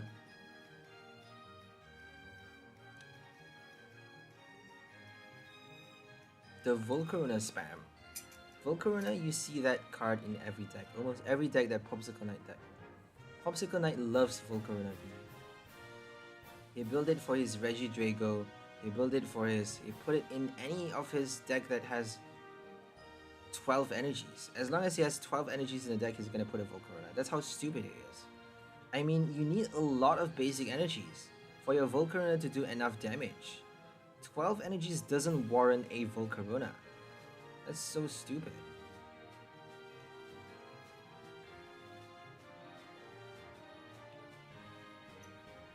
If you're doing Surging Flames, a V card late stage in the game is a late stage card. If you're attacking with a V card late stage in the game, you better be doing a 1-hit KO.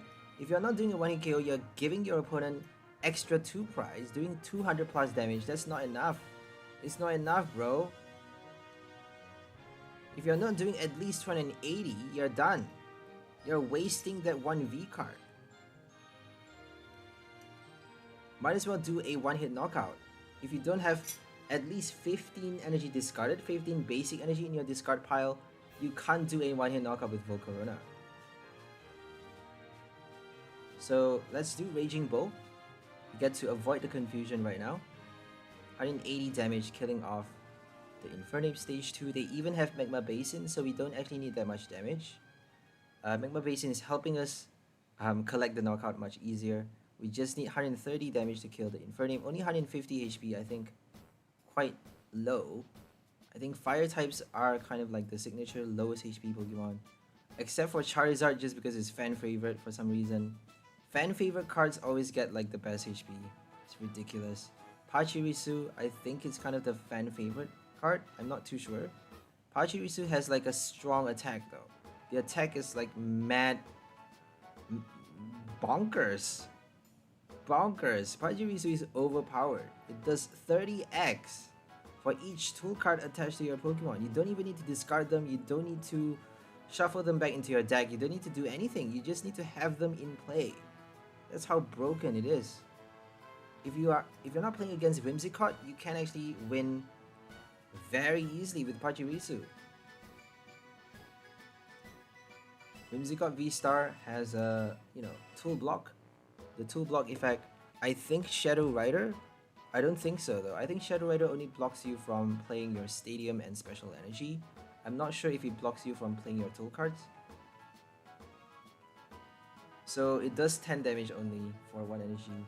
The V card, if you have a memory capsule, you get to use the attack. Shadow Rider V. I don't think there's anything else that denies you, prevent your opponent from playing tool cards or Stadium Special Energy.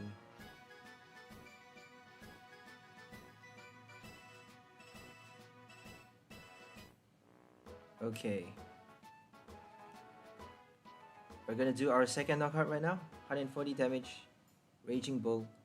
Are we gonna attach the... I don't think we can do takedown. Are we gonna do takedown? It's not quite enough though, is it? So we have no choice but to attach to the active.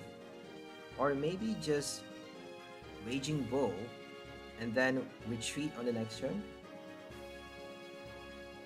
Because we don't want to be wasting our energy cards on the active. If they kill it, then we are not wasting anything. If they don't kill our active, we can just do a Bird Keeper, switch, retreat, something. We got a Bird Keeper, but they may just do a Marnie. So we have Escape Rope and another copy of Bird inside the deck. Could be in the prize card though. So they couldn't evolve.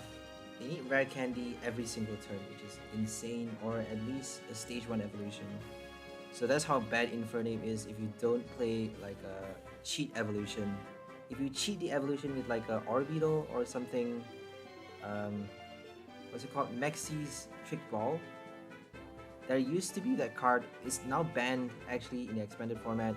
You have Arceus Ace in a Hole, which allows you to summon any water type Pokemon from your discard pile directly onto your bench, kind of like your Mustard, your Rapid Strike Mustard, but it only works for water type Pokemons. So you get to summon your stage 2 card from the discard pile, you get to summon your VMAX, anything. Which is quite insane, isn't it? Mustard, same thing, you get to summon your VMAX from the discard pile. But it only works for your Rapid Strike, Single Strike Pokemon. So Mustard is super tight just because it only works for those strikers. And strikers are so boring now because there's no more new cards. There's no more new Single Strike Pokemons, no more new Single Strike trainers, energy item. There's nothing released.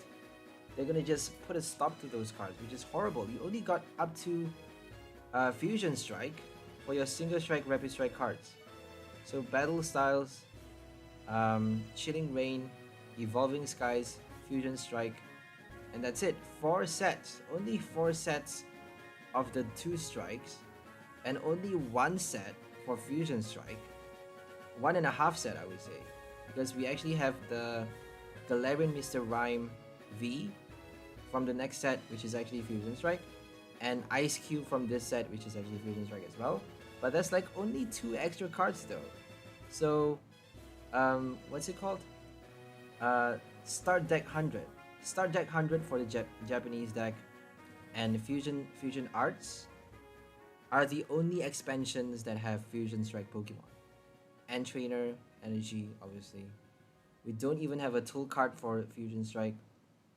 We don't even have another separate special energy. Fusion Strike is quite boring. It is super powerful, but I mean, there's not enough range for it to be interesting. It's like a, I don't know, it's so boring though. It's so confined. You only get to play that Mew VMAX with Meloetta. That's the only thing that works the best. You get to play Dragapult as well, but there's nothing much you get to... there's not a lot of choices you get to make. If you're playing a Dragapult, you can only play like Genesect with it, or your, Choice Belt, Power Tablet is kind of like the same thing over and over. If you play Snorlax with it, I've seen Popsicle 9 build as Snorlax Dragapult. I don't think it's going to be that good just because you're doing much less damage.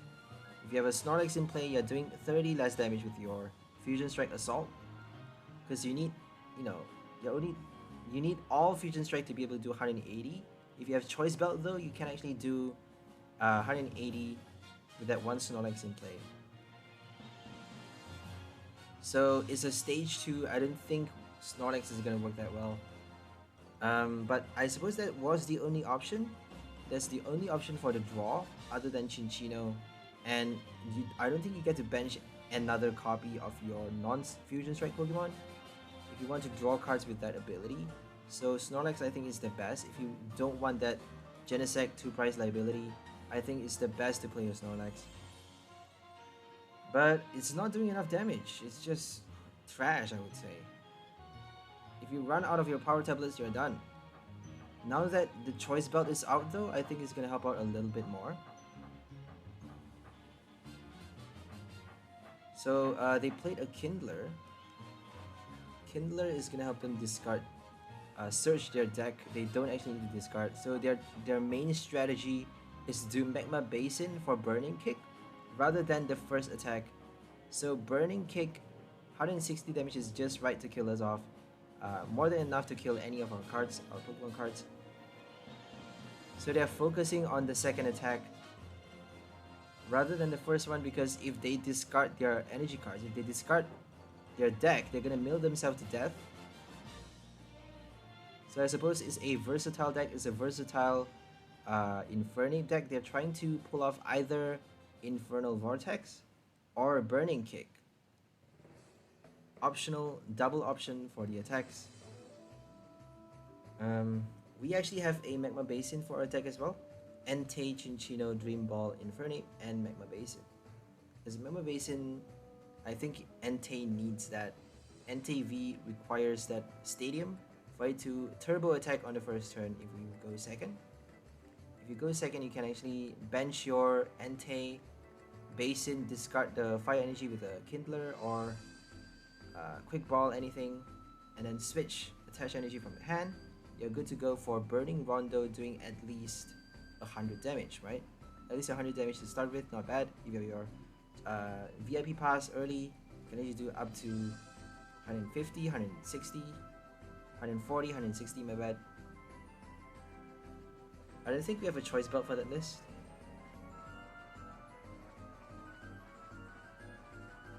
So they're playing Manaphy to protect the bench.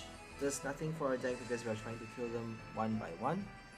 So both players are actually doing a one-price draw every single turn. They got no Crobats, nothing for us to collect the extra prize. So we are drawing a bit faster though. We got our 4th prize. They are down to 3 cards left in the prize zone. So 2 versus 3. We just need 2 more knockouts to win the game, and they need 3 more kills. So always check the, how many cards you have in the deck. So they're trying to stall us, trap us in the active position. I don't think they can win that easily though, because we just need 2 more knockouts. We got 2 attackers right now. If we do a boss, we can kill the Manaphy, or even an escape rope. So we're gonna do our Primate Wisdom to save maybe the Urn of Vitality. Oh, we saved the Quick Ball. So I think we're trying to get our Escape Rope out. That's our only switch card though. We have one last Escape Rope for the switch, so we better be thinking it through. If we do the Escape Rope, we have to retreat to discard our energy cards. If we don't discard the energy, we can get trapped. So I think the smartest strategy for them is to boss the Tropius. If they boss the Tropius, we're done. Right? We can't retreat with the Tropius. If they boss anything else, we got our Houndoom Single Strike Roar to basically earn a Vitality, Roar to retreat with 2 energies, or even attack with the Houndoom. 90 damage is not bad.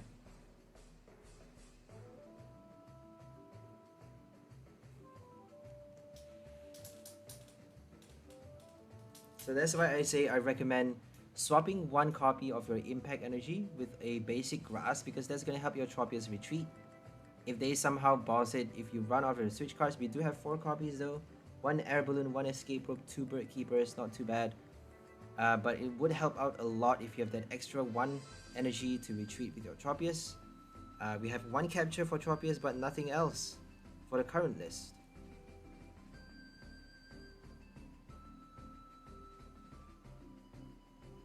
Okay, we're actually buying time. Buying a lot of time by passing the turn doing nothing until we draw out the Escape Rope apparently. We got Karen, but it's not gonna help us. The only cards that we need is Escape Rope, Urn of Vitality. We have to do the knockout fast. After our first one, we have to do the second hit fast because they could do a boss anytime after that. If they boss the Tropius, we're done though. Right? I don't think we have a capture or any more switch cards. So we did a Shauna. We got no Escape Rope.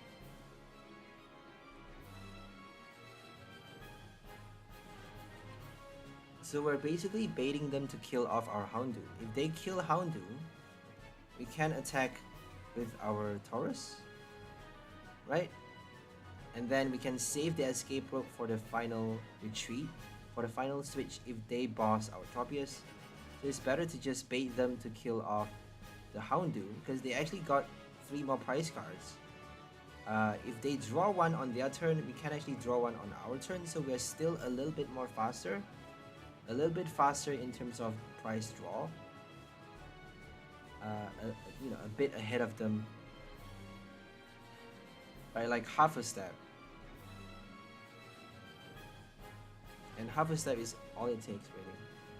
So are they gonna kill us? Are they gonna pass the turn? They can actually choose to do that, but we got Shauna though. We should be playing on that. You know, we should be manipulating them to kill us, to kill our active. But we weren't smart enough to do that.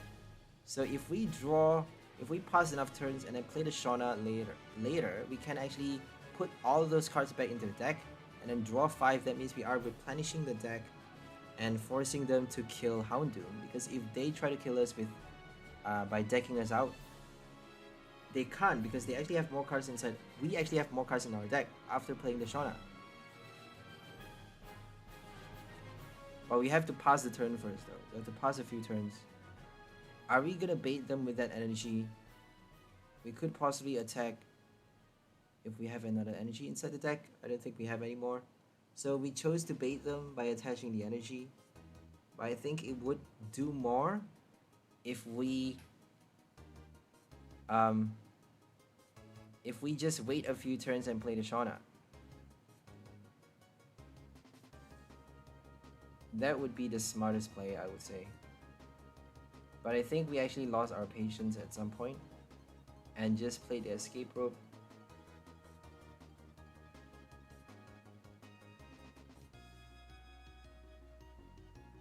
So Infernal Vortex or Burning Kick. They need another energy for the second one, for the first one to attack, and then they just need to Rare Candy the bench, switch or retreat, and then Burning Kick again.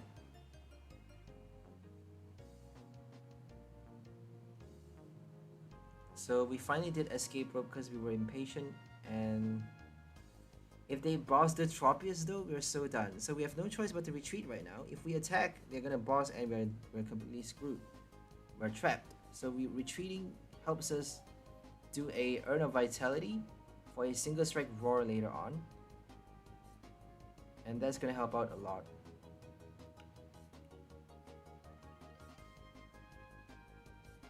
Okay.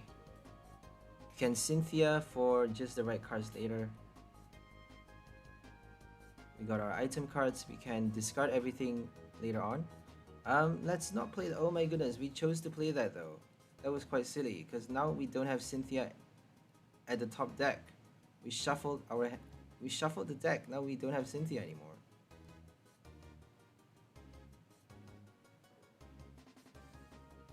That was quite silly though. Because if we do Cynthia, we're definitely gonna get the Urn of Vitality. And that guarantees us the final knockout. But we got the capture though. We got the capture for Tropius to retreat. We got the capture for Houndoom to attack. We can attack with Darkness Fang for collecting the final knockout. We got Karen. So Karen and Houndoom can actually kill anything. They bossed us, which is horrible. So now we need the Urn of Vitality. If we want to get out of the prize, the deck out problem, the mill problem, because we're milling ourselves to death if we don't do anything. So let's do a Cynthia to get our Urn of Vitality out, and that's the end of the game.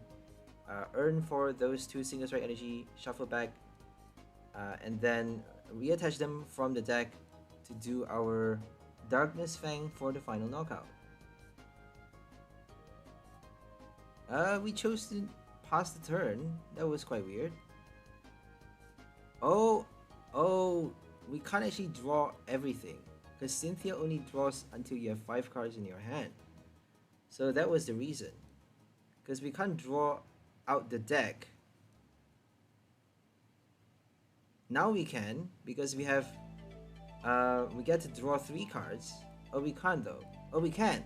So drawing 3 cards and then doing a Primate Wisdom guarantees you that Urn of Vitality into your hand, and then we get to do Darkness Fang much easier. We only have 70 HP remaining though, so we have to be careful. 70 HP remaining on the Houndoom. So let's just do our attachment first. We have to remove that energy from our hand, so we are forced to attach it to either one of the Houndoom, and then play the Cynthia to draw 3. And we actually got it though. We can, if we don't get it, if it's stuck inside the deck, that one last card, we can actually do Primate Wisdom to get it out. So now we got to Single Strike Roar twice for the final knockout. 90 damage is enough to kill the Chimchar. Not enough to kill the Infernape though. So if they did an Infernape, if they have Infernape in the active spot, we can actually do Karen on. If they kill us, we can do Tauros with Karen to kill it off. So that's all for this video. Hope you guys enjoyed it. We'll see you next time. Have a great day and bye for now, lovely people. Enjoy your life.